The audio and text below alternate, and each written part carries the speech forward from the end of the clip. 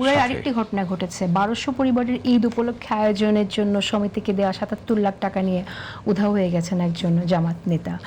তো জামাত তো সততা রাজনীতির কথা বলে, তাহলে এই ধরনের ঘটনার সাথে জামাত নেতারা যে ইনভলভ হয়ে যাচ্ছে, অ্যাডভোকেট মুজিবুর রহমান আপনার মন্তব্য শুনি। জামাতকে দোষ দিলে ভুল হবে। বিষয় হচ্ছে যে আমাদের দেশে তো জনগণের অভাব নাই, অনেকেই সংস্থা আছে, এনজিও, বড় রেজিস্টার্ড প্রাপ্ত অর্গানাইজেশন আছে, এগুলো কিন্তু মনিটরিং হয়, যেটা সবাই এখানে বলছেন, রিপন ভাই মুশাফা বললেন।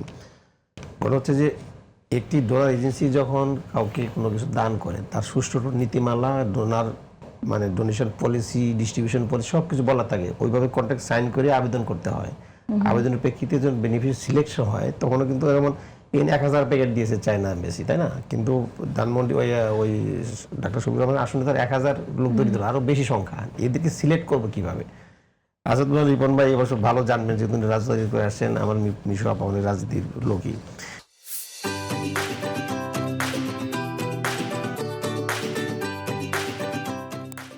100 প্যাকেট সিলেকশন করার জন্য 2000 আবেদন, 2000 আপনি সিলেক্ট করবেন কীভাবে? এর একটা ব্যবস্থাপনার প্রয়োজন। এই ক্ষেত্রে আমার ব্যক্তিগত অভিজ্ঞতা আমি জানি, যেহেতু আমি আগে স্টুডেন্ট পলিটিক্স করেছি, আমিও ডিস্ট্রিবিউট করেছি।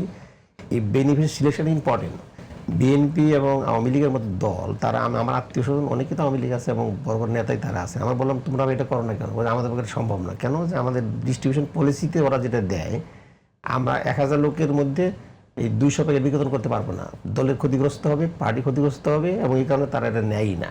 এই ধরনের রিলিফ ডিস্ট্রিবিউশন কাতার জড়ায় না। জড়াইতে গেলে দলের ভাবমূর্তি নষ্ট হয় বিধায় তারা জড়ায় না। জামাত কেন জড়ায়?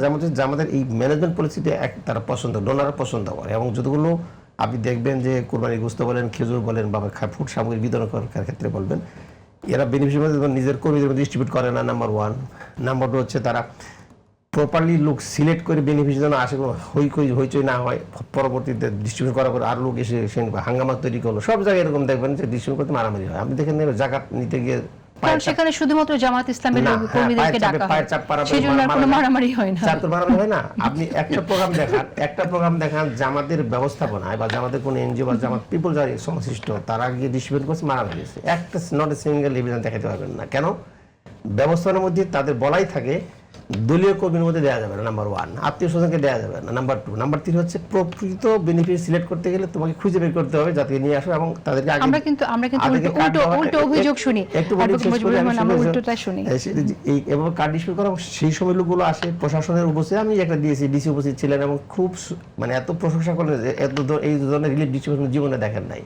আবুল হাসিম সাহেব ডিসি ছিলেন তখন, ওই সময়টা অনেক আগের কথা। কারণ জামাতের কর্মীদেরকে দিলেই এটা হওয়ার সম্ভাবনা বেশি, কারণ জামাতের কর্মীরা তো খুব বেশি, তারা একটা রেজিমেন্টেড ফোর্সের মতো, তারা সবাই লিডারশিপকে মানে এই শৃঙ্খলাটা রাখতে পারে। এই শৃঙ্খলার জন্যই এই ডোনার এজেন্সি তার পছন্দ। কিন্তু আসলে তো জাকাত তো শুধুমাত্র জামাতের কর্মীদের জন্য দেয়া হয় না। এটা বোধহয় ভুল ব্যাখ্যা হচ্ছে। জামাত ওইভাবে না, জামাত জাকাত পার উপযুক্ত যারা তাদেরকে দেওয়া হবে, নাম্বার 1। নাম্বার 2 হচ্ছে এই ডিস্ট্রিবিউশন পলিসিটার ক্ষেত্রে জামাত, যেহেতু আপনি নিজেই বলেন একটা রেজিমেন্টেড অর্গানাইজড ফোর্স, তাদের ডিস্ট্রিবিউটটা এরকম যে ডোনারের যে ডিজায়ার এবং কন্ট্যাক্ট সেও ডিস্ট্রিবিউট করে। সুতরাং এদেরকে ডিস্ট্রিবিউট করলে প্রপারলি বেনিফিশিয়ারিরা পাবে, সেই বিধায় কিন্তু এইভাবে একটা সুন্দর ম্যানেজমেন্টের মধ্যে ডোনারও হ্যাপি থাকে, এবং যারা আবার তাদেরকে ডোনেট করে, কোনো সংস্থা, কোনো ব্যক্তিরা তাদেরকে জাকাত নিয়ে জামাত ইসলামের যে জাকাতের ক্ষেত্রে খেজুর ডিস্ট্রিবিউশন, কুরবানি গোশত একই জনক, এবং এটা রাষ্ট্র যখন দেয় তখন ঠিক আছে, জাকাত পাবেন, দেবেন। যেহেতু যারা জাকাত দিচ্ছে তাদেরকে প্রপার ক্রেডিট দিয়ে দিবেন। সেটা না দিয়ে দিলে মানুষ যদি জামাত ইসলামকে জাকাত ইসলাম বলে, তখন আপনি কি বলবেন?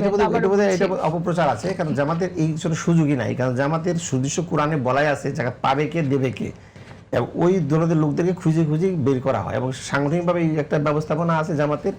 আর রাষ্ট্র ক্ষমতা যখন যাবে তখন রাষ্ট্রীয় ব্যবস্থাপনায় হবে। আপনি যেটা বলেন যে মুসলিম বিশ্বের থেকে আসে, প্লাস এক্ষেত্রে ব্যক্তিগত উদ্যোগে জাকাতের অনেকগুলো ফান্ড সংস্থা কিন্তু এখানে আছে।